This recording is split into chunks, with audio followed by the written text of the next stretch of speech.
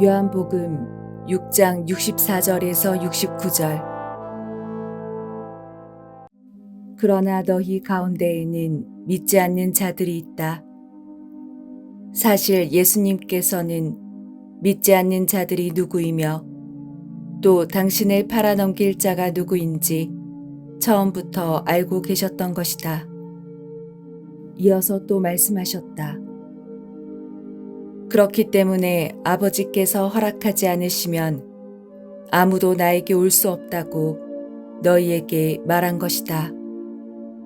이 일이 일어난 뒤로 제자들 가운데에서 많은 사람이 되돌아가고 더 이상 예수님과 함께 다니지 않았다. 그래서 예수님께서는 12 제자에게 너희도 떠나고 싶으냐 하고 물으셨다. 그러자 시몬 베드로가 예수님께 대답하였다. 주님, 저희가 누구에게 가겠습니까? 주님께서는 영원한 생명의 말씀이 있습니다.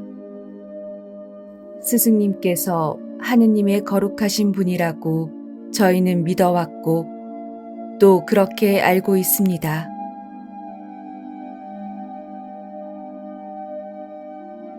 주님께서는 수많은 사람들을 치유하셨고 많은 기적을 일으키셔서 수많은 사람들이 따른 것으로 알고 있습니다.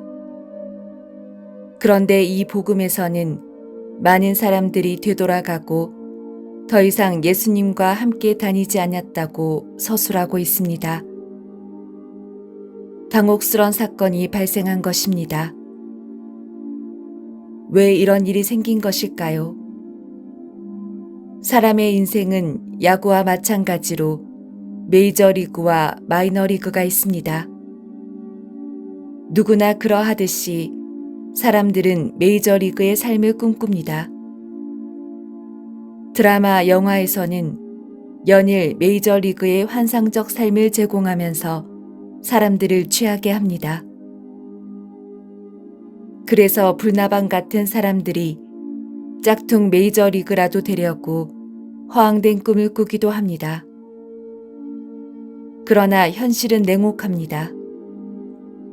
마이너리그에 춥고 외롭고 죽고 싶을 정도로 힘겨운 과정을 이겨내지 못하고 피하고 외면하는 한 메이저리그의 문은 열리지 않습니다. 야구 선수 박찬호 선수가 메이저리그에서 성공할 수 있었던 것은 마이너리그의 서러움을 온몸으로 체험했기 때문이라 하죠. 대중의 박수를 받는 사람들을 쉽게 여기지 마십시오. 아무 고생 없었을 것 같은 그들의 환한 미소 뒤에는 좌절과 눈물과 한숨으로 범벅된 과거들이 존재하기 때문입니다. 허황된 꿈을 꾸다가 바닥으로 곤두박질 치는 일은 비일비재합니다. 요즘 아이돌 가수들이 대세라고 하는데 TV에 출연하는 아이돌은 극히 소수이고 대부분은 좌절의 고배를 마시는 것이 현실이라고 합니다. 그래서 참으로 중요한 것은 그 비참한 밑바닥에서 정상에 오르기 위해 얼마나 피눈물 나는 노력을 하는가입니다. 세상에 노력 없는 공짜로 주어지는 것은 아무것도 없습니다. 만약 누군가가 그런 것이 있다고 한다면 그 사람은 틀림없이 사기꾼입니다. 그런데 사람들은 처절한 현실을 이야기하는 사람보다 장밋빛 인생을 이야기하는 사기꾼들을 더 좋아합니다. 그래서 많은 사람들이 예수께로부터 등을 돌린 것입니다. 그런데 왜 예수께서는 사람들의 인기를 끌만한 말을 안 하시고 인기 없는 현실적인 이야기를 하신 것인가? 자아 강도, 마음의 힘을 키우게 하시려는 의도 때문입니다. 자아 강도라는 말이 있습니다. 몸의 힘이 다르듯이 마음의 힘도 다릅니다. 자아 강도는 체격과 별로 상관이 없습니다. 체구가 작아도 자아 강도가 강한 사람이 있는가 하면 체구는 큰데 자아 강도가 약해서 늘 마음이 불안한 분들도 있습니다. 자아가 힘을 가지는 일은 아주 중요합니다. 자아에 힘이 있는 사람은 거대한 크루즈처럼 웬만한 파도에는 끄덕도 않고 앞으로 항해를 합니다. 불안감, 우울감, 분노가 몰려와도 그 파도에 휩쓸리지 않고 휘휘 날려버리면서 앞으로 간다는 것입니다. 그러나 자아 강도가 약한 사람은 작은 배아도 같아서 작은 파도에도 다른 배가 지나가면서 만드는 물결에도 크게 흔들리고 앞으로 나아가지를 못합니다. 이처럼 자아 강도는 결실을 맺는 인생을 만드는데 아주 중요한 것입니다. 그래서 주님께서는 십자가를 지고 당신을 따르라는 등 소위 인기 없는 빡센 말씀을 하셨던 것입니다. 그런 주님의 말씀을 듣고 뭔가 거저 얻어먹으려고 왔던 사람들, 복권 당첨처럼 대박을 꿈꾸었던 사람들, 쩝쩝 입맛을 다시며 돌아갔던 것입니다. 그런데 2000년대에 들어선 지금도 주님 시대의 사건들은 여전히 다시 재현되고 있습니다. 마음을 다듬기 위해 신앙생활을 선택하는 것이 아니라 점집이나 무당집처럼 오로지 복을 구하기 위해 성당을 찾는 사람들이 늘어나고 있습니다. 이 시대에 주님께서 다시 나타나신다면 똑같은 질문을 하실 것 같습니다. 너희도 떠나고 싶으냐? 살아가면서 마음이 불편한 일을 겪는 것은 여러분이나 저나 다 마찬가지입니다. 오래전 저를 상담해 주던 분이 그러시더군요. 제가 누구는 어떻고 누구는 어떻고 버럭버럭 화를 내니까 이제 그만 자기 마음을 들여다보시죠. 그렇게 화를 내는 게 신부님에게 무슨 이익이 있죠? 순간 헉 하는 생각이 들었습니다. 아, 내가 아직도 유아적이었구나. 세상사가 내 마음대로 안 된다고 짜증을 내었구나 하는 생각이 들었습니다. 마음 안의 불편한 감정을 들여다보는 일은 절대로 쉬운 일이 아닙니다. 그래서 사람들은 쉬운 방법을 선택하려 합니다. 나를 건드린 사람에게 화를 내거나 화가 나는 사람들을 모아서 같이 뒷담화를 하거나 하는 쉬운 방법을 선택합니다. 그래서 다 같이 유치하고 한심한 지경으로 떨어집니다. 자기 마음 안의 산을 넘지 못했기 때문입니다. 내 마음 안에는 수많은 분노들이 있습니다. 그 많은 산을 수없이 넘어야 마음이 든든해집니다.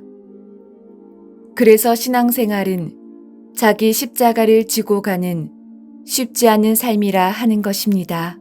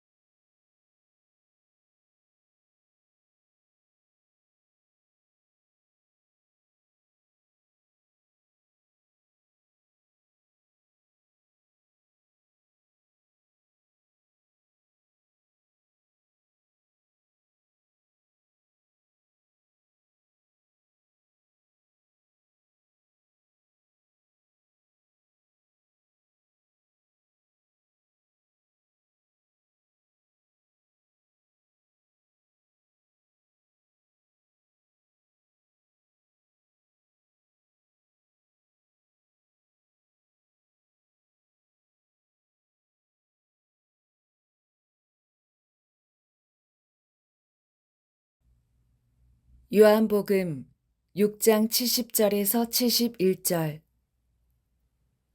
예수님께서는 그들에게 말씀하셨다. 내가 너희 12를 뽑지 않았느냐? 그러나 너희 가운데 하나는 악마다. 이는 시몬 이스카리옷의 아들 유다를 가리켜 하신 말씀이었다. 사실 그는 12제자 가운데 하나이면서도 머지않아 예수님을 팔아넘길 자였다. 유다는 교회 안에서 다양한 평가를 받는 사람입니다만 공통된 것은 주님을 팔아버린 파렴치한, 절대 구원을 받을 수 없는 사람 등 감정적인 평가들이 대부분입니다. 그러나 유다 역시 제자 한 사람이었고 우리 또한 유다처럼 행동하지 않을 것이라는 장담하기는 어려운 일이기에 윤리적 판단이 아니라 유다의 병리적 문제가 무엇인지 살펴볼 필요가 있습니다. 유다의 첫 번째 문제는 정서적 미숙함입니다. 신앙생활을 하는 분들 중에 지나치게 거룩한 삶, 영적인 삶을 강조하는 분들이 있습니다. 얼핏 보면 그 마음이 하느님께 온전하게 봉헌된 듯이 보이는 분들, 그러나 장기적으로 지켜보면 여러 가지 문제점들이 보이기 시작합니다. 우선 자신과 타인의 삶이 다르다는 것을 인정하지 못합니다. 즉, 다른 사람들의 인생을 자기 시각으로 보고 세속적이라느니, 믿음이 약하다더니 하는 식으로 이분법적이고 분열증적인 판단을 합니다. 즉, 사람을 보는 시야가 좁습니다. 인간은 선악의 성향, 양쪽 모두를 가진 존재, 심리적 혼합물 같은 존재입니다. 그것이 상황과 여러 가지 요인들에 의해서 때로는 선한 것이, 때로는 악한 성향이 나타나는 것인데, 범죄를 저지른 사람들은 마치 자신과는 전혀 상관이 없는 사람인 양 호들갑을 떨고 자신은 선한 사람이고 하느님께 가까이 가 있는 사람인 양 행세하는 것은 사람을 보는 시야가 좁고 사람의 마음을 들여다보는 자기 탐색을 하지 않는다는 반증입니다. 왜 이런 현상이 생기는가? 사람이 가진 초자아, 도덕적 자아가 기형적 성장을 하였기 때문입니다. 즉, 지나친 도덕적 컴플렉스가 형성되어서 그런 것입니다. 유다는 바로 전형적인 이런 유형의 사람이었습니다. 이렇게 초자아가 미숙한 경우 내적으로 가혹하고 냉정하고 황폐한 마음이 되어버립니다. 그래서 다른 사람들을 보는 시선이 냉혹할 뿐만 아니라 나오는 말들도 따뜻함이 없는, 그야말로 잔인한 말을 서슴지 않는 것입니다. 중세기 마녀 재판을 하던 성직자들처럼 기형적 초자아가 자아를 압박하여서 정신병리가 발생하는 것입니다. 두 번째 병리적 문제는 허세입니다. 가끔 허세를 부리는 사람들을 봅니다. 사회적으로 그렇게 잘 사는 사람이 아닌데 다른 사람들에게 허세를 부리는 사람들. 사기꾼과 허세꾼은 남들에게 피해를 주는가 여부로 결정이 나는데 피해는 주지 않는데 자기가 대단한 사람인 양 하면서 대접받고 싶어 하는 사람들을 허세꾼이라고 합니다. 이들은 남이 해놓은 일을 자신이 해낸 양 하고 남의 사업체에서 말단 직원으로 일하면서 마치 사장인 양 행세하고 사회적 지위가 있는 사람들과 마치 친밀한 관계인 양 하면서 까마귀가 다른 새들의 깃털로 자기를 장식하듯이 허세를 부립니다. 이분의 집을 가보면 벽면에 유명 인사들과 스냅 사진을 찍은 것으로 도배가 되어 있음을 봅니다. 당근 그 유명 인사는 그 사람이 누군지 모르죠. 대개 이런 분들은 달변인데다가 자기의 그런 결함을 지적하는 사람들에게 정색을 하고 화를 내기에 처음 보는 사람들은 백이면 백 다 속습니다. 이분들은 술자리 친구로는 재미있습니다.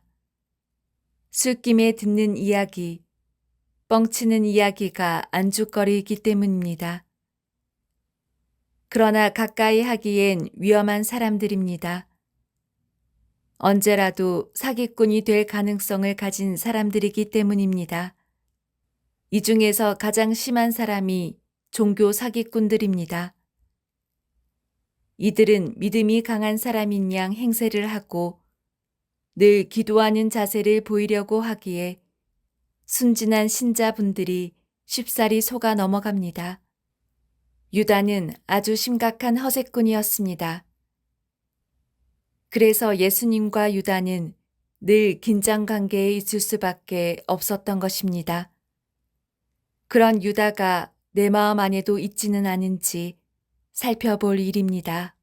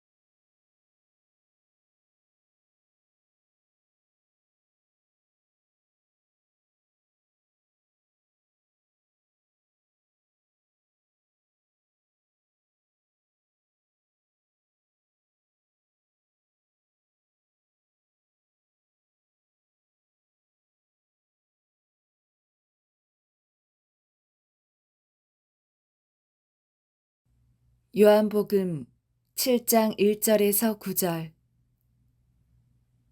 그 뒤에 예수님께서는 갈릴레아를 돌아다니셨다. 유다인들이 당신을 죽이려고 하였으므로 유다에서는 돌아다니기를 원하지 않으셨던 것이다. 마침 유다인들의 초막절이 가까웠다. 그래서 예수님의 형제들이 그분께 말하였다. 이곳을 떠나 유다로 가서 하시는 일들을 제자들도 보게 하십시오. 널리 알려지기를 바라면서 남몰래 일하는 사람은 없습니다. 이런 일들을 할 바에는 자신을 세상에 드러내십시오. 사실 예수님의 형제들은 그분을 믿지 않았다. 그래서 예수님께서는 그들에게 말씀하셨다. 너희에게는 아무 때라도 상관없지만 나의 때는 아직 오지 않았다. 세상이 너희를 미워할 수는 없다. 그러나 세상은 나를 미워한다. 내가 세상을 두고 그 일이 악하다고 증언하기 때문이다. 너희나 축제를 지내러 올라가라. 나는 이번 축제에는 올라가지 않겠다. 나의 때가 아직 차지 않았기 때문이다. 예수님께서는 이렇게 말씀하시고 갈릴레아에 머무르셨다. 세상이 나를 미워한다. 주님께서 한탄하듯이 하신 말씀입니다. 세상이란 무엇인가? 얼핏 보면 바리사이들을 지칭하는 듯이 들리지만 세상은 우리 안에 있습니다. 사람의 마음은 약하고 여리고 충동적인 성향이 강한 반면 에너지는 아주 강한 편입니다.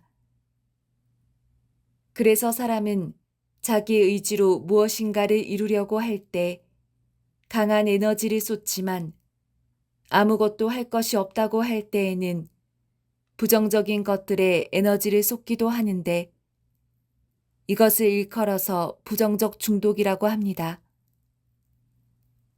세상이란 바로 부정적 중독에 걸린 우리 마음을 상징하는 말이기도 합니다.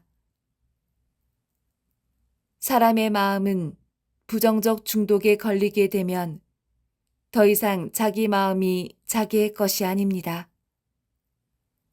어두움의 세력 혹은 악이라고 부르기도 하는 부정적 중독 자체가 하나의 힘이 되어서 사람의 운명을 좌지우지하는 인격체 비슷한 것이 된다는 것입니다.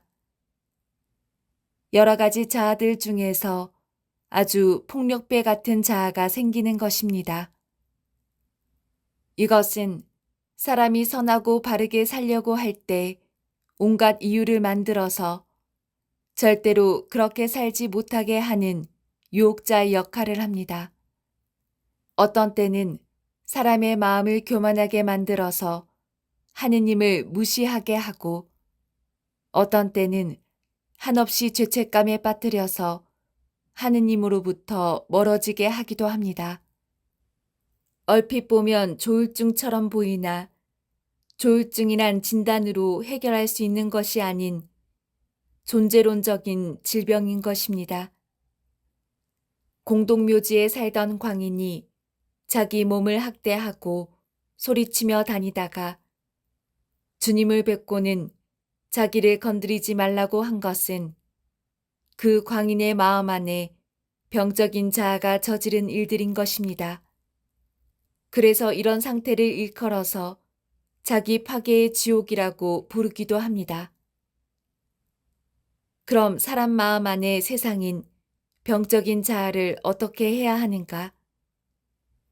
가장 쉬운 방법은 부정적 중독을 긍정적 중독으로 바꾸는 것입니다. 즉 예술적인 자기 표현, 운동 등 생산적인 방향으로 천천히 이끌어가는 것입니다. 마치 운동선수가 몸을 만드는 것처럼요. 그런데 문제는 이 세상이란 놈은 절대로 자기 변화를 하려고 하지 않는다는 것입니다. 따라서 가장 핵심적인 방법은 심리적 해체를 시키는 것입니다. 무서워하지 말고 세상의 근원을 파헤쳐야 합니다. 세상이란 것은 어린 시절에서 비롯된 것이기에 주님과 더불어 절대로 돌아보고 싶지 않은 자기 내면으로 들어가서 유아기의 고통과 직면해야 합니다. 그래야 세상의 힘으로부터 벗어날 수가 있는 것입니다. 그런데 왜 많은 사람들이 이러한 길을 가서 건강한 삶을 찾지 못하는가? 사람의 마음 안의 영적인 아이는 밤의 항해, 즉 정화 작업과 변형의 작업을 거치지 않고서는 새롭게 태어날 수가 없는데 이 과정이 적지 아니하게 힘들기 때문입니다. 따라서 이런 길을 가고자 할 때에는 반드시 내가 가는 험난한 길을 도와주는 사람들, 나를 위해 기도해 주는 사람들이 필요합니다.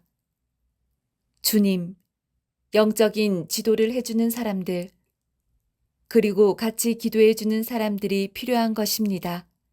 이 세상에 다른 사람들을 위해 기도해 주는 수도회들이 존재하는 이유는 바로 세상의 힘에 눌려서 자기 파괴적인 삶을 사는 사람들의 영혼을 구하기 위한 것입니다.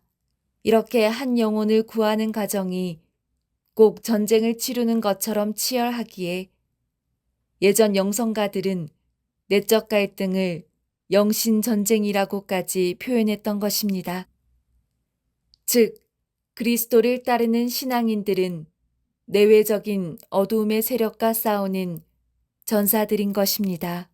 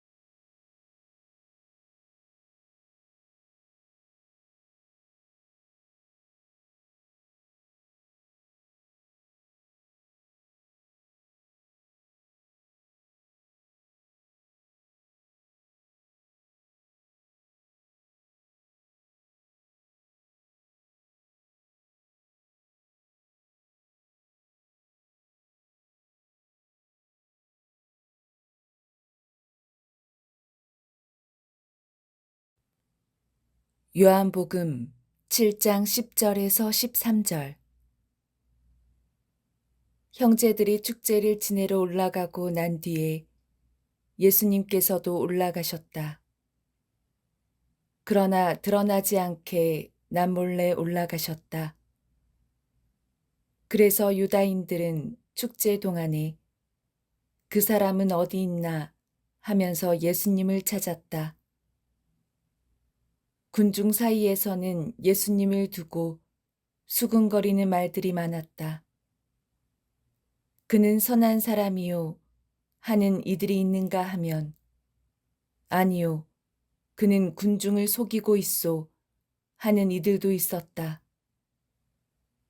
그러나 유다인들이 두려워 그분에 관하여 드러내놓고 말하는 사람은 없었다. 이 복음의 주제는 갈등입니다. 어떤 처녀가 이런 말을 했습니다. 자기가 좋아하는 사람 앞에서 처음에는 아주 얌전하게 행동하다가도 시간이 가면 자신도 이해할 수 없는 행동을 하게 된다고 말입니다. 예를 들면 상대방이 싫어할 줄 뻔히 알고 있는 행동만 골라서 한다는 거죠. 왜일까요? 사람의 마음은 어린아이 같다고 합니다. 아동들이 하는 행동을 한번 보도록 하죠. 아이들이 학교에 들어가서 선생님과 만나면 처음에는 아주 얌전한 모습을 보인다고 합니다. 그러나 어느 단계에선가 갑자기 악동들로 바뀝니다. 얄미운 짓만 골라 하는 단계가 옵니다. 예를 들면 어류강이 늘어납니다. 자기만 예뻐해달라 하고 다른 아이에게 신경을 쓰면 울고 불고 떼를 써서 자기에게 시선을 끌려고 합니다. 갑작스레 어린아이 같은 행동을 많이 합니다. 혹은 아주 파괴적인 행동을 합니다. 방 청소를 잘하던 아이가 갑자기 어지르기 시작합니다. 숙제도 하지 않고 존댓말도 없어집니다. 소위 버르장머리가 없어집니다. 실랑이가 늘어납니다. 고집을 부립니다. 선생님께 반항도 하고 뒷전에서 욕도 합니다. 때로는 면전에서 선생님을 무시하기도 합니다. 이런 때 누구나 다 당황하고 야단치고 미워하기 마련입니다. 이런 행동들이 갖는 의미는 무엇일까요? 우선 얄미운 행동을 하는 것은 그만큼 선생님에 대한 신뢰감이 형성되었다는 것입니다. 자신이 생겨서 그 앞에서 긴장하지 않고 자기 마음대로 행동한다는 뜻이죠. 두 번째는 자기 공격성을 해소하는 것입니다. 아이들도 마음에 쌓인 것이 많습니다. 이것을 누군가 받아주어야 하는데 집에서 부모님이 그런 역할을 못하면 밖에서 자기가 좋아하는 선생님께 하게 됩니다. 대개 이런 부모님이 선생님께 하는 말이 우리 아이가 집에서는 안 그러는데 합니다. 집에서 아이를 받아주지 않았다는 이야기죠. 세 번째는 이런 일련의 행동은 집을 새로 고치기 위해서 잘못 세워진 기둥을 해체하는 것과 같은 이치입니다. 사람의 마음은 아파트처럼 되어 있지 않고 마치 옛날 집처럼 되어 있습니다. 이것을 손보려면 먼지도 많이 났고 비용도 시간도 만만찮게 듭니다. 이것은 비단 남녀 간의 문제만이 아니라 새로 만나는 모든 사람들 안에서 일어나는 갈등입니다. 예를 들면 새로 임명된 간부들이 기존의 단체원들과 어울릴 때, 새로 이사 온 사람들이 이웃과 어울릴 때, 새 사람들끼리 만났을 때, 누구나 한 번쯤 혹은 계속해서 거쳐야 하는 갈등의 단계입니다. 이런 갈등의 시간은 얼마나 걸리는가? 받아주는 사람의 자세에 달려 있습니다. 소위 역전이라는 것이 있습니다. 대개 받아주는 사람의 속이 뒤집어진다고 하죠. 그런 것을 역전이라고 하는데 받아주는 사람이 역전이를 얼마나 견뎌내는지가 중요합니다. 갈등을 거치고 나면 마치 비 내린 후의 땅처럼 더욱 견고한 자리가 잡힌다는 거죠. 어떤 자리에서건 갈등이 생긴다는 것을 잊지 마십시오. 갈등을 피하려고 하면 결국 관계를 피상적으로 만들고 맙니다. 나는 사람들에게 들볶이는 것이 싫다는 분들은 결국 다른 사람의 마음 안으로도 자기 안으로도 들어가지 못하는 회피성 인생을 살게 됩니다. 차라리 상대방을 받아주다가 힘들면 그냥 대차게 받아버리시는 편이 좋습니다. 주님과의 만남의 과정 역시 갈등의 연속입니다.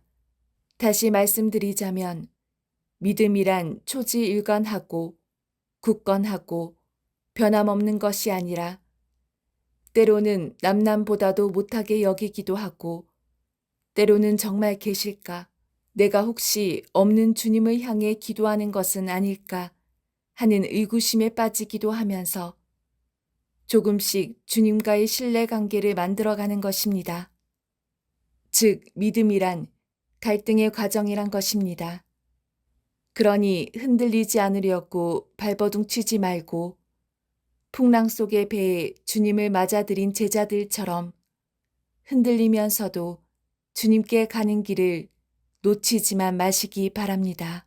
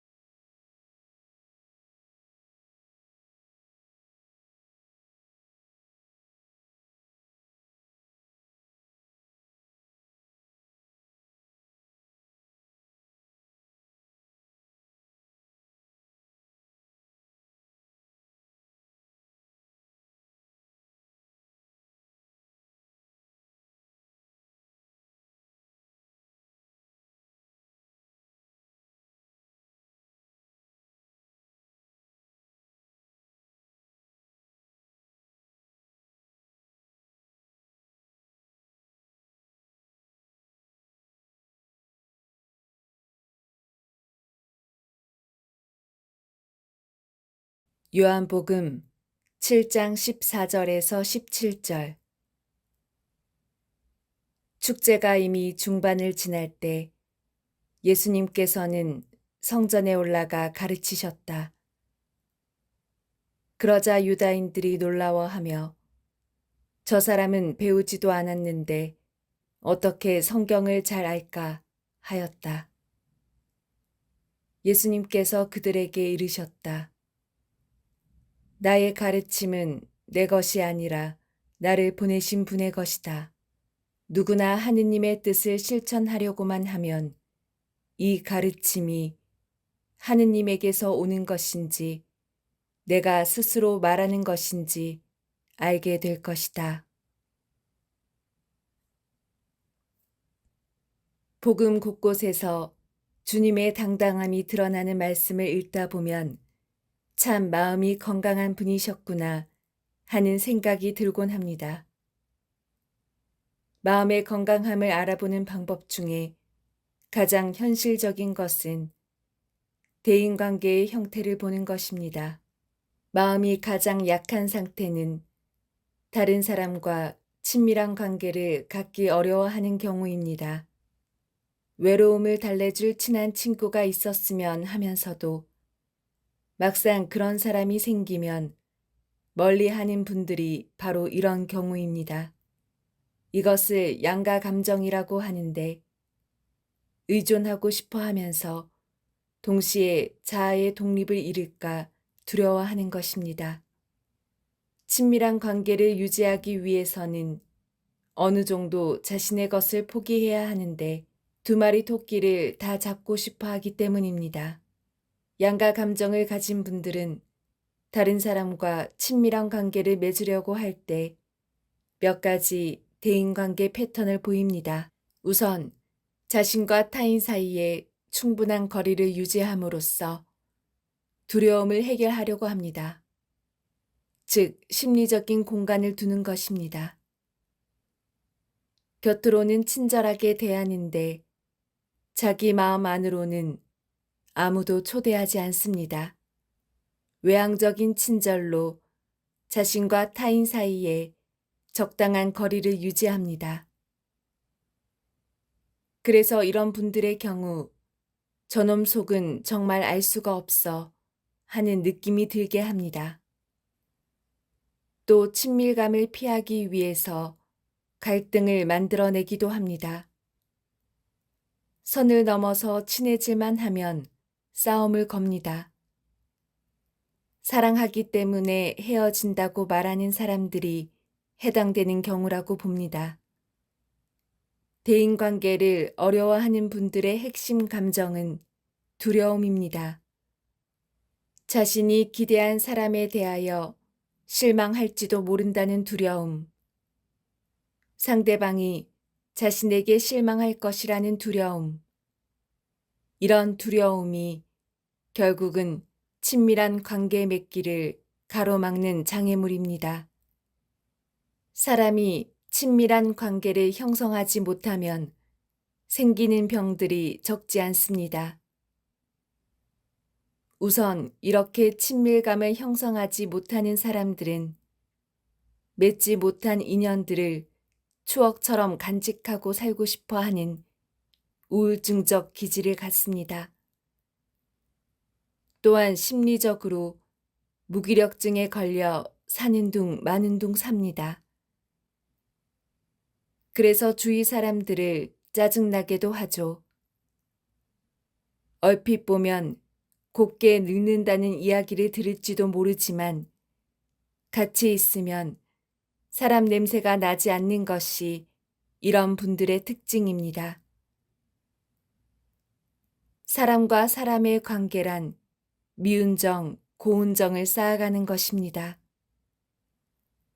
늘 고운 모습만 보고 고운 모습만 보이고 싶어 하는 것은 유아적인 특징이지 성숙한 어른의 삶이 아닙니다. 음식을 이것저것 먹어보는 것처럼 사람도 이런저런 맛을 음미해 보는 것이 건강한 삶임을 잊지 마시고 주님이 주신 인생의 맛을 즐기며 사는 여유로움으로 친밀한 인간관계를 만들어 가시기 바랍니다. 심리학자 시버드는 아주 특이한 연구를 했습니다. 전장에서 살아남은 사람들을 대상으로 연구한 결과 단순히 운이 좋아서 살아남은 것이 아니라는 사실을 알아냈습니다. 살아남은 사람들은 양면적인 성격을 가지고 있었다고 합니다. 첫 번째는 평소에는 게으른 듯해도 일단 일을 시작하면 몸을 아끼지 않는 성격이라고 합니다. 평소에 체력을 비축해 두었다가 일을 할 때 집중하는 성격이라는 것입니다. 두 번째는 늘 마음의 여유를 가지고 생활을 즐기지만 필요할 때는 아주 세심한 성격이 된다고 합니다. 세 번째는 평소에는 자기 자신만 챙기는 것 같이 보여도 정작 어려운 때에는 다른 사람들의 어려운 일을 잘 챙긴다고 합니다. 네 번째는 어린아이처럼 천진난만한데 큰 일이 생겼을 때는 당황하지 않고 침착하게 상황을 장악합니다. 다섯 번째는 내향적인 성격과 외향적인 성격을 다 가지고 있다고 합니다. 이런 성격의 사람들이 전장에서 살아남으며 또한 질병에 대한 면역력도 우수하다고 합니다. 반대로 전쟁터에서 잘 죽는 사람들은 늘 마음이 불안해서 삶을 즐기지도 못하고 안절부절하는 사람들입니다.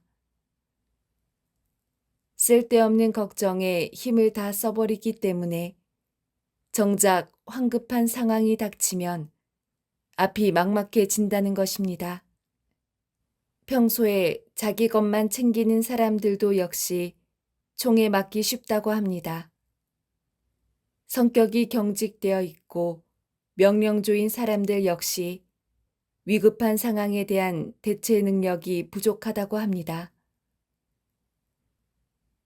전장이건 생활의 어려움이건 어떤 곳이든 간에 버티면서 사는 사람들의 성격은 거의 같습니다. 어떻게 해야 그런 성격이 될 수 있는가? 많이 웃고 자기 자신을 깊이 이해할수록 힘이 생긴다고 합니다. 힘겨운 시절에 심신수련을 열심히 하셔서 굳건하게 일어나시기 바랍니다.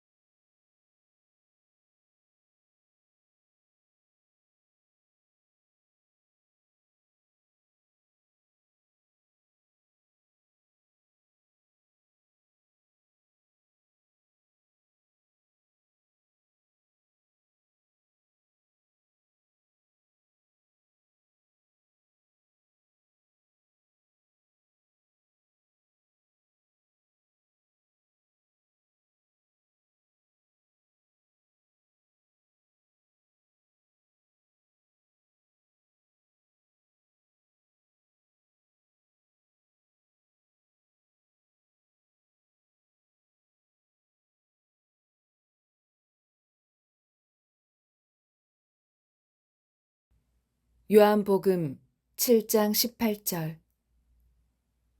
스스로 나서서 말하는 자는 자기의 영광을 찾는다.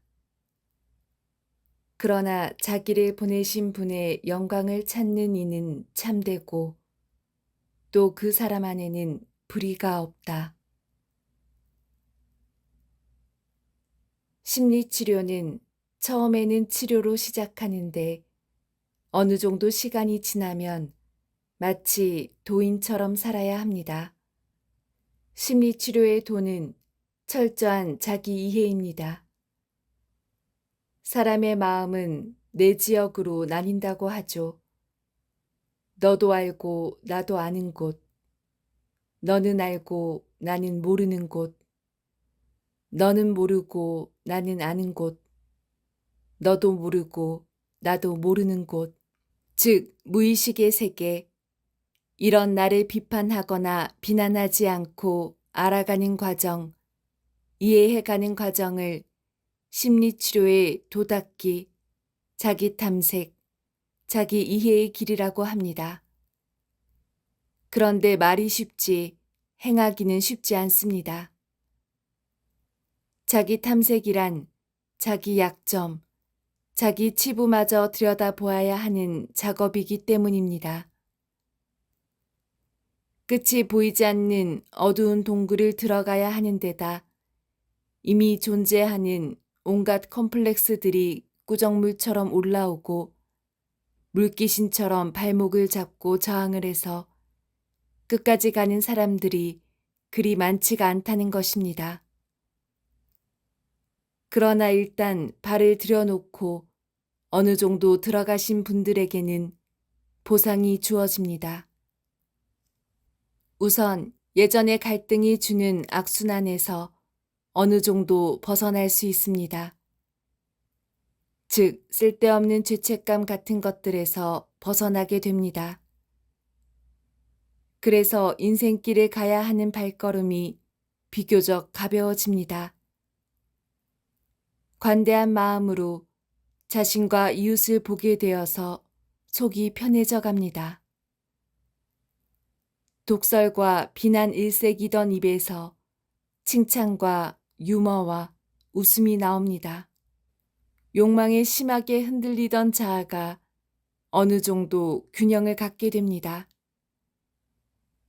하느님께 진심으로 기도하게 되고 이웃을 위해서 기도하고픈 마음이 올라옵니다.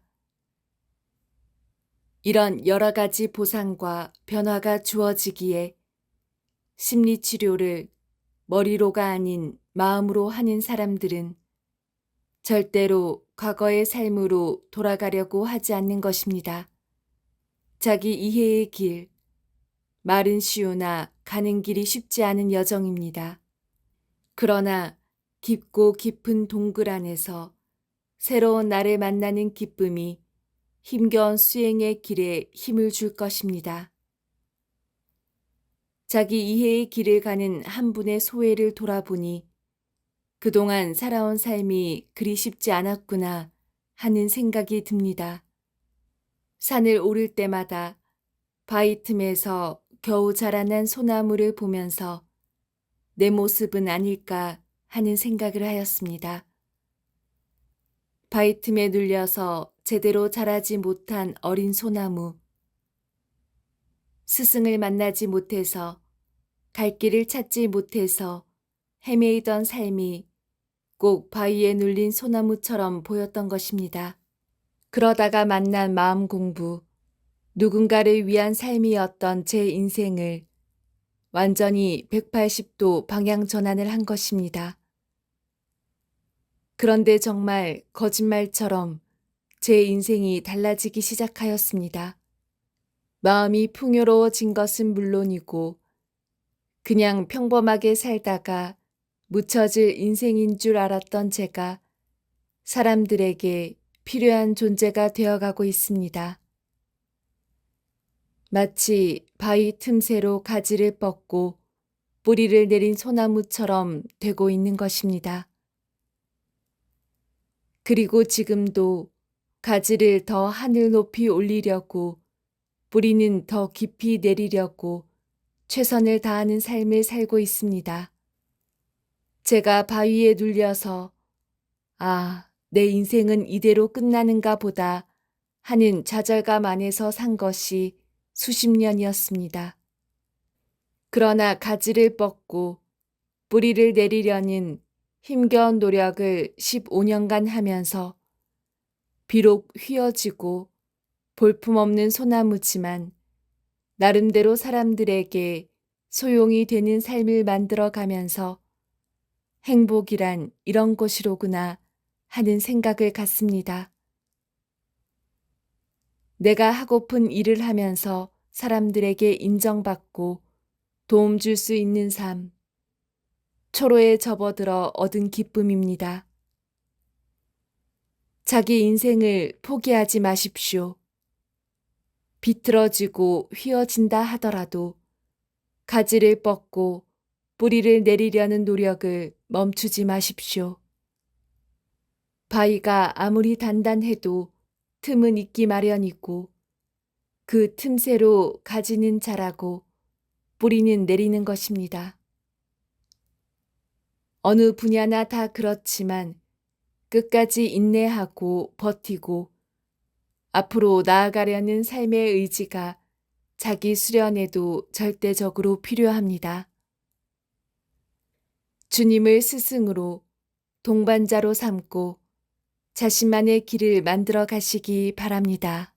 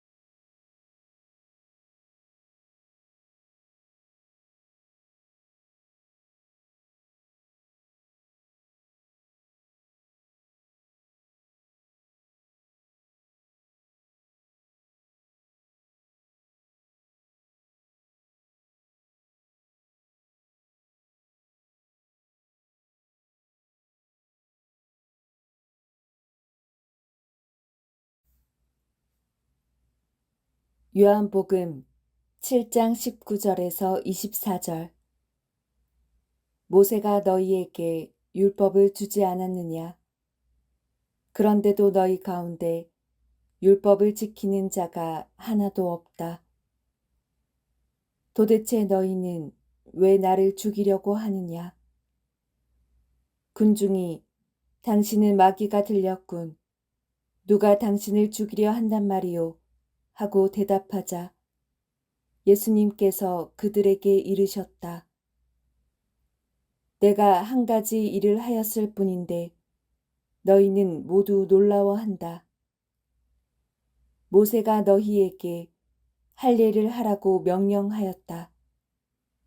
사실 할례는 모세가 아니라 선조들에게서 비롯되었다. 아무튼 너희는 안식일에도 사람들에게 할례를 베푼다. 모세의 율법을 어기지 않으려고 안식일에도 할례를 받는데 어째서 내가 안식일에 한 사람의 온몸을 건강하게 만들어 준 것을 가지고 나에게 화를 내느냐? 겉모습을 보고 판단하지 말고 올바로 판단하여라.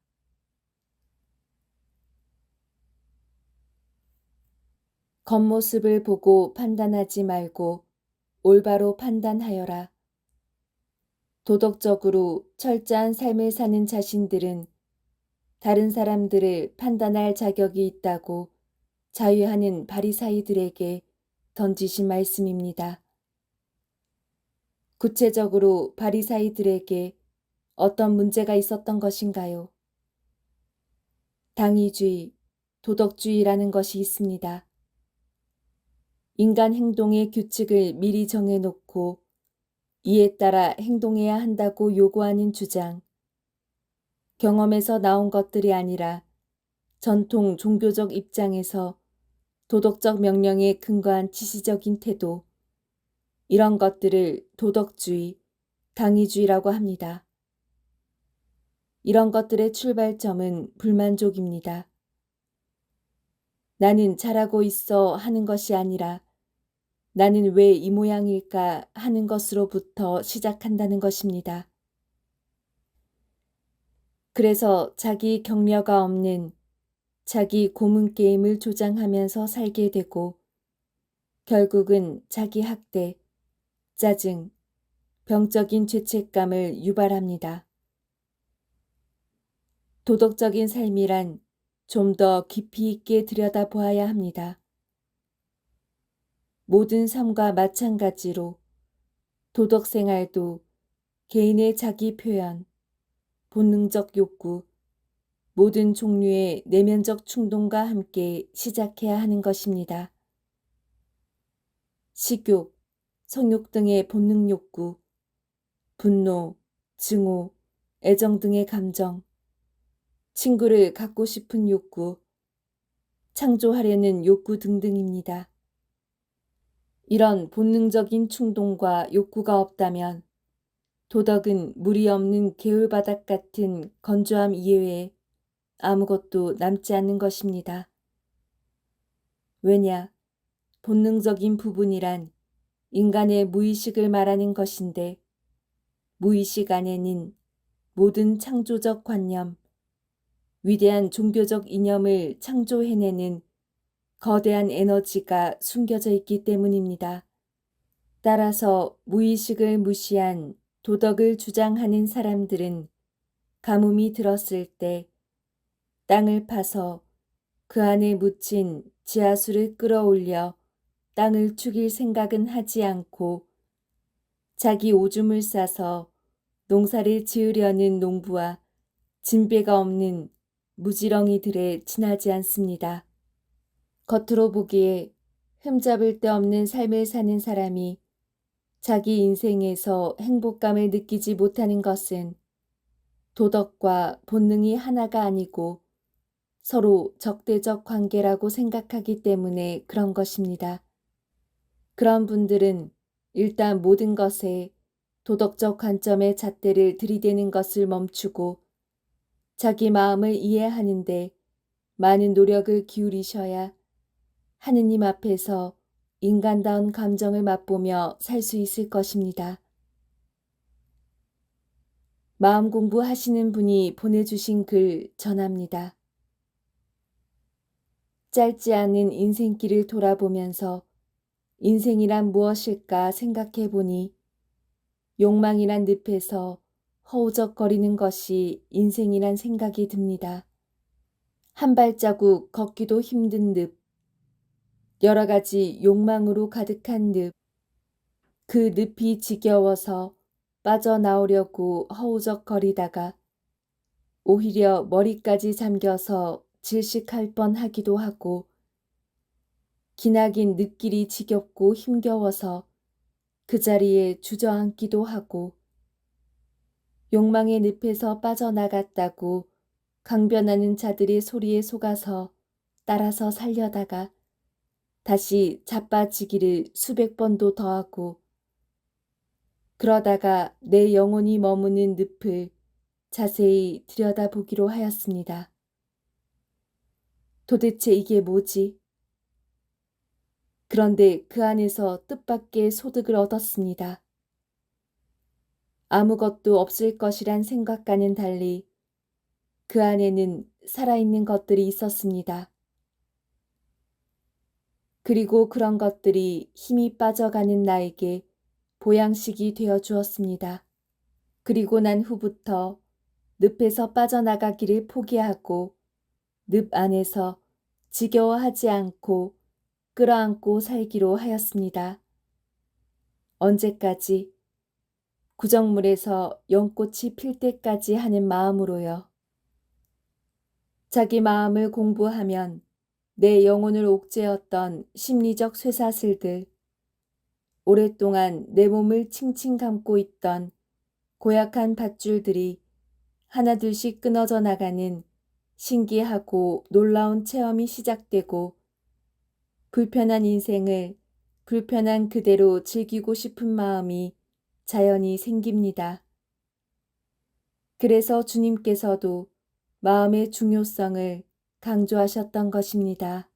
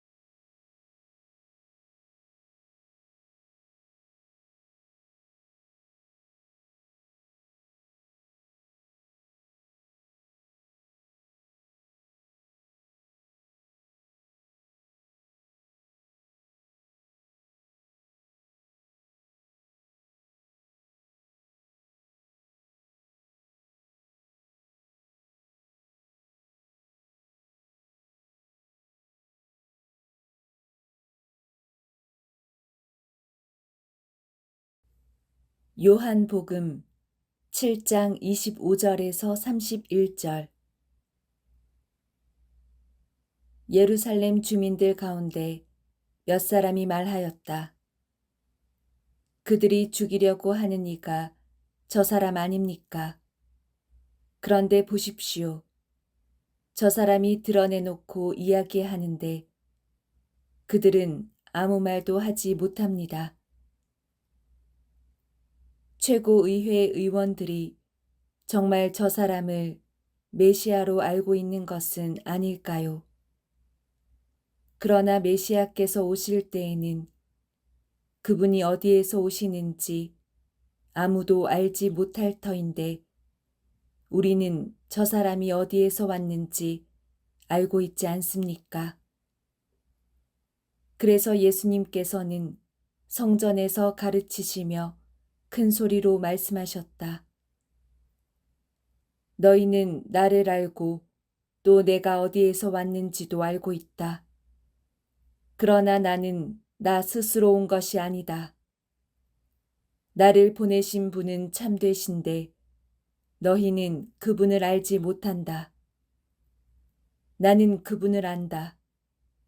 내가 그분에게서 왔고 그분께서 나를 보내셨기 때문이다. 그러자 그들은 예수님을 잡으려고 하였지만 그분께 손을 대는 자는 아무도 없었다. 그분의 때가 아직 오지 않았기 때문이다. 그러나 군중 가운데에는 메시아가 오시더라도 저분께서 일으키신 것보다 더 많은 표징을 일으키시겠는가 하며 예수님을 믿는 사람이 많았다.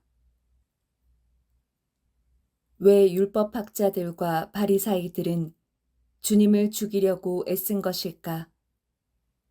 왜 사람들이 흠모하는 주님을 알아보지 못한 것일까? 종교적으로 완벽한 사람들, 자신들이 선택된 자들이라고 해서 바리사이라는 이름마저 가진 사람들이 왜 주님을 알아보지 못하고 죽이려고 한 것인가?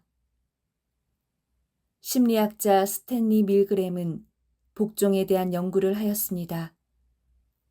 어떤 방에 한 사람이 들어가 있고 밖에는 그 사람에게 전기 충격을 주는 사람이 있는 그런 상황.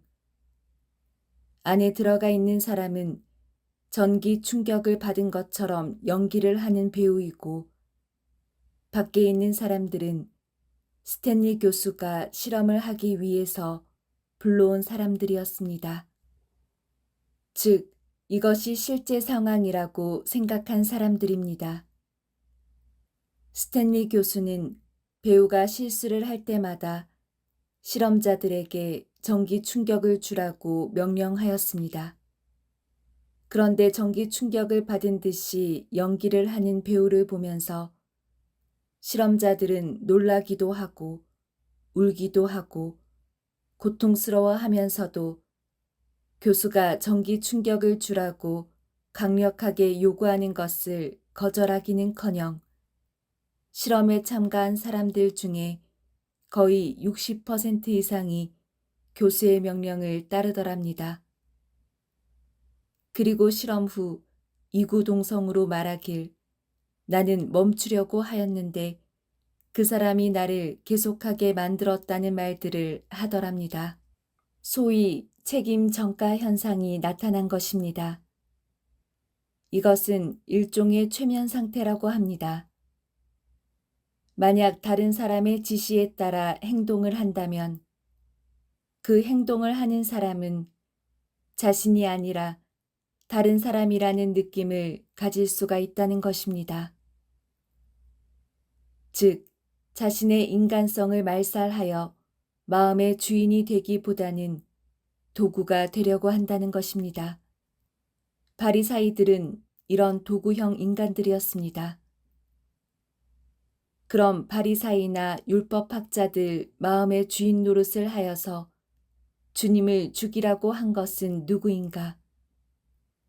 그들이 만든 하느님, 이스라엘 백성들이 광야에서 금송아지를 만들어 숭배하듯이 그들 스스로 자기들의 평안함을 위하여 만든 하느님이 그들에게 명령을 내린 것입니다.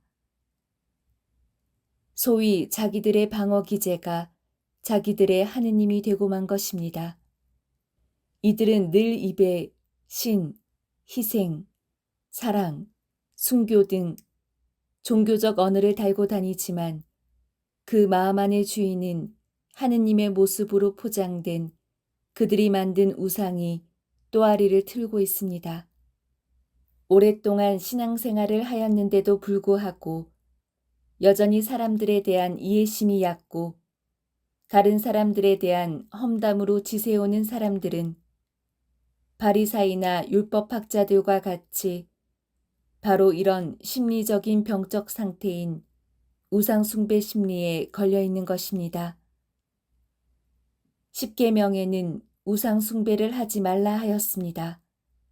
그래서 교회사 안에서 수많은 성물들을 때려 부수는 그야말로 무식한 일들이 자행되었고 지금도 머리 빈 종교인들이 다른 종교 시설물을 파괴하는 멍청한 짓을 번복하고 있습니다. 그런데 여기서 우상이란 그런 눈에 보이는 것이 아니라 내가 만든 혹은 다른 사람들이 만들어서 내 마음 안에 심어 놓은 비복음적, 반복음적 이미지들인 것입니다. 이것을 잘 식별하셔야 합니다. 그렇지 않으면 섬겨야 할 주님과 대적하는 무리 속에서 주님께 돌을 던지는 무지한 삶이 될지도 모르기 때문입니다.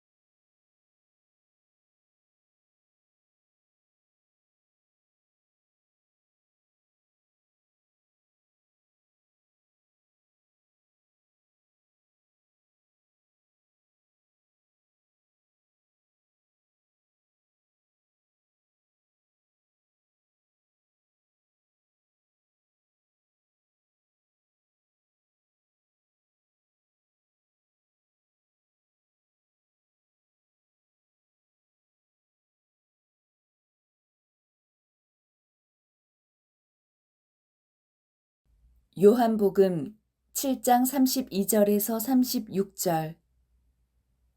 군중이 예수님을 두고 이렇게 수군거리는 소리를 바리사이들이 들었다. 그리하여 수석사제들과 바리사이들이 예수님을 잡아오라고 성전 경비병들을 보냈다. 그러나 예수님께서 이르셨다. 나는 잠시 동안만 너희와 함께 있다가 나를 보내신 분께 간다. 그러면 너희가 나를 찾아도 찾아내지 못할 것이다.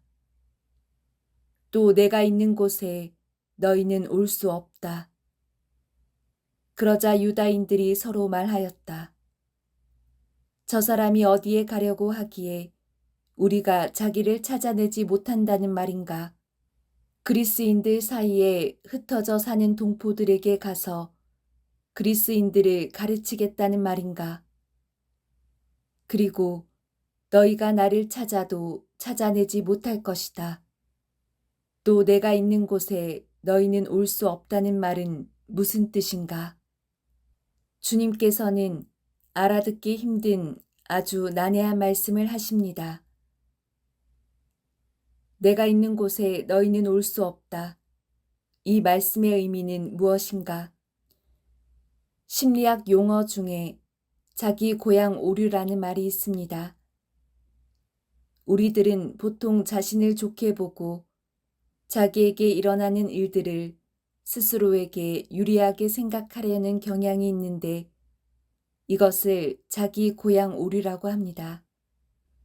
이것은 사람에게 있어서 필요한 마음의 영양소, 자존감의 근원이기도 합니다. 그런데 이 심리적인 기제가 때로는 사람의 마음을 건강치 못한 방향으로 끌어가기도 합니다. 즉, 나에게 어떤 좋지 않은 일이 생겼을 경우 왜 나한테만 이런 일이 일어나는 것인가 하고 마음이 흔들린다는 것입니다. 평소와 다른 일이 지속적으로 일어나면 불안을 느끼고 그 원인을 찾아내고 싶어 한다는 것입니다. 합리적이든 아니든 이유를 만들어내야만 불안감이 줄어들기 때문입니다. 그래서 스스로 납득할 만한 이유를 만들어낼 때까지 머릿속은 혼자서 도돌이표 행진곡을 시작합니다. 내가 아는 것도 믿을 수 없어. 누군가가 나를 괴롭히고 있어. 다른 사람들이 나에게 잘해주는 것도 다 속셈이 있는 거야. 이런 병적인 상태에서 살다 보니 대인관계가 어려워질 수밖에 없고 그러다 보면 좌절과 실망, 더 나아가 자신에 대한 확신이 흔들리는 악순환으로 이어진다는 것입니다. 그리고 여러 번 이런 일이 반복되거나 어린 시절부터 좌절과 실망이 반복되고 있는데도 불구하고 그것을 어루만져 줄 사람이 없는 경우, 즉 뒤틀린 사고방식을 교정해 주거나 혹은 자신이 본받을 만한 사람을 만나지 못하는 경우 이런 악순환은 성격의 기본적인 작동 방식이 되고 맙니다. 주님을 받아들이지 못한 사람들은 바로 마음이 이런 병적인 구조에 빠져서 이미 굳어진 사람들입니다. 그래서 자기들은 하느님을 믿고 따른다고 하면서도 정작 주님을 알아보지 못하고 오히려 죽음으로 내몰고 싶어 했던 것입니다. 이런 사람들을 두고서 주님은 너희가 내가 있는 곳에 오지 못할 것이다. 즉, 너희는 나를 알 수가 없다고 연민 어린 말씀을 하신 것입니다. 마음 공부는 나이 제한이 없습니다. 자기 마음의 문제를 보고 끊임없이 공부하고 가르침을 줄 사람을 찾아다니는 사람들은 아무리 나이가 많다고 하더라도 마음이 청년이고 열려 있어서 사람들이 그를 찾습니다. 그러나 자기 안의 문제를 보지 않고 마음이 밖으로 헤매고 다니는 사람들은 마음이 황량하여 누구도 그에게서 안식처를 갖지 못합니다. 우리가 나이를 먹어가면서 어떻게 살 것인가는 하느님이 아니라 우리의 선택의 문제입니다. 인생을 배우려면 어떻게 해야 하는가요? 어떤 책을 읽어야 하는가요? 하는 질문을 받을 때가 있습니다. 저 역시 같은 물음 때문에 수많은 책을 보았습니다. 그러나 돌아보니 책은 그냥 책일 뿐 중요한 것은 경험이었습니다. 이론이 중요한 것은 사실이지만 그 이론을 현장에서 경험하는 것은 아주 다른 문제였습니다. 인생을 배우려면 속이 뒤집히고 머리가 아프고 하는 등 입으로, 눈으로, 머리로 공부하는 것이 아니라 온몸으로 생몸살을 앓으면서 하는 것이란 것을 비로소 나이가 들어 깨달았습니다. 수영을 배우려면 책만 보아서는 안 되고 물에 들어가서 물도 먹고 허덕이는 과정을 통하여 수영을 익히듯이 인생 역시 그러합니다. 유명한 종교인들의 책 몇 권으로 인생길을 평안하게 갈 생각일랑 아예 마시길 바랍니다. 인생을 살아가는데 편안한 방법은 없습니다. 넘어지고 깨지면서 길 없는 길을 만들면서 가는 것이죠. 단지 더 수월하게 가고 싶으시다면 하느님 성모님과 대화하면서 그리고 절친들과 대화하면서 가는 것이 최상이죠.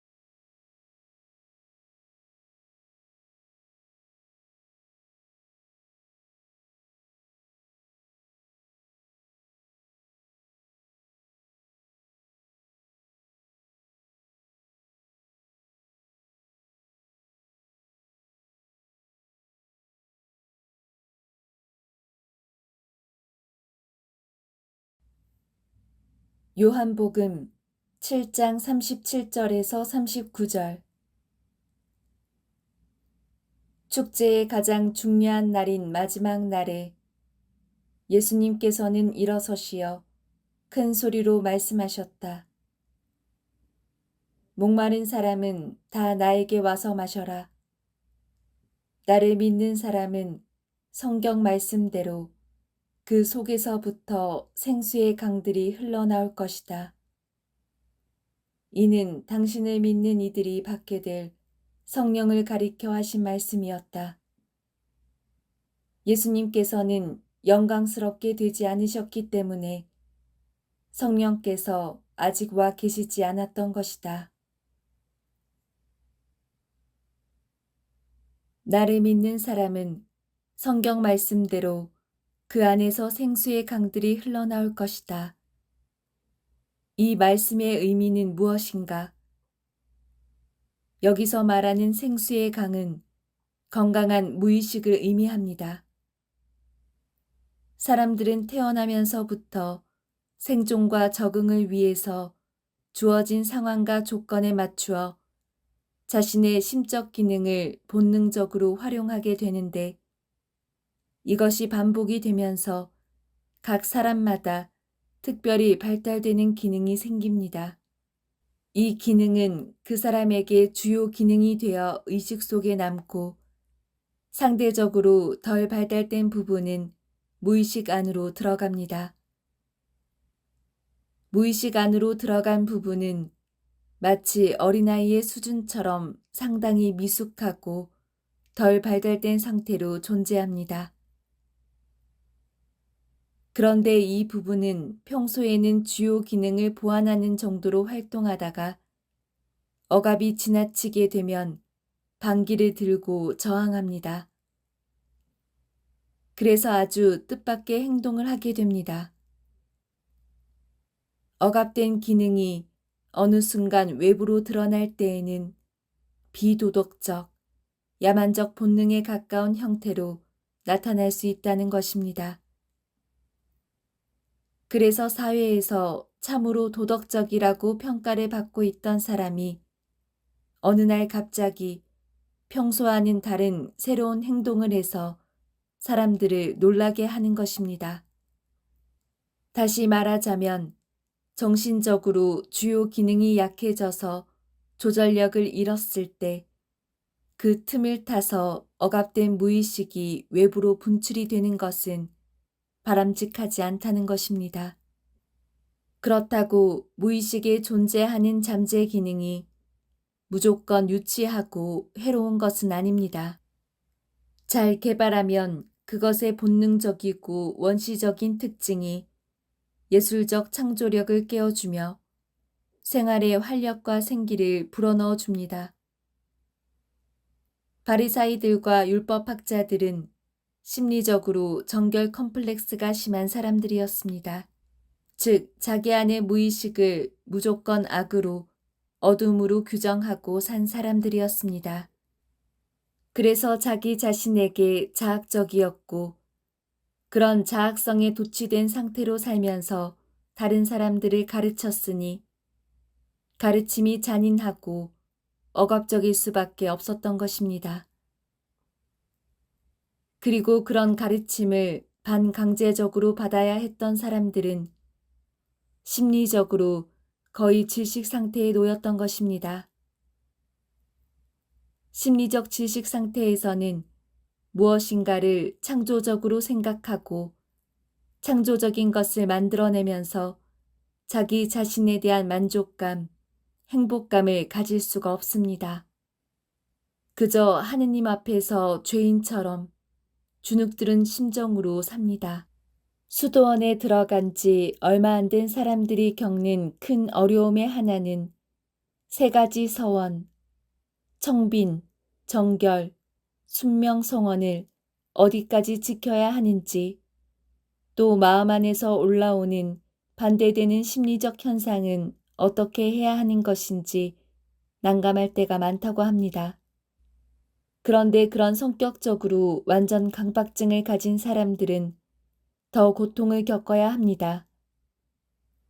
세 가지 서원의 기대 수준을 사람이 감당기 어려운 정도로까지 세워놓고 허덕거리며 살아야 하기 때문입니다. 그리고 더 힘든 것은 이렇게 자기 억압이 심한 사람들은 무의식에서 올라오는 흙탕물이 더 심해서 심리적으로 이중고를 겪어야 한다는 것입니다. 문제는 아무리 조언을 해주어도 속이에 경읽기, 사서 고생하는 것이라 누구도 말리지 못한다는 것인데 본인은 그렇다 치고 주위 사람들마저 초토화시키니 그야말로 산꼴통이라 불릴 만한 것입니다. 어찌되었건 주님은 그런 위축된 삶을 사는 사람들, 자기 안의 무의식을 심하게 억압해서 병적인 삶을 사는 사람들의 마음을 펼쳐주시고 일으켜주시는 말씀을 하십니다. 주님의 이런 뜻을 깨달은 사람들은 무의식 안에서 자기의 창조력을 깨닫고 자신의 인생을 변화시키고 더 나은 삶을 만들기 위한 노력을 하게 된다는 것입니다.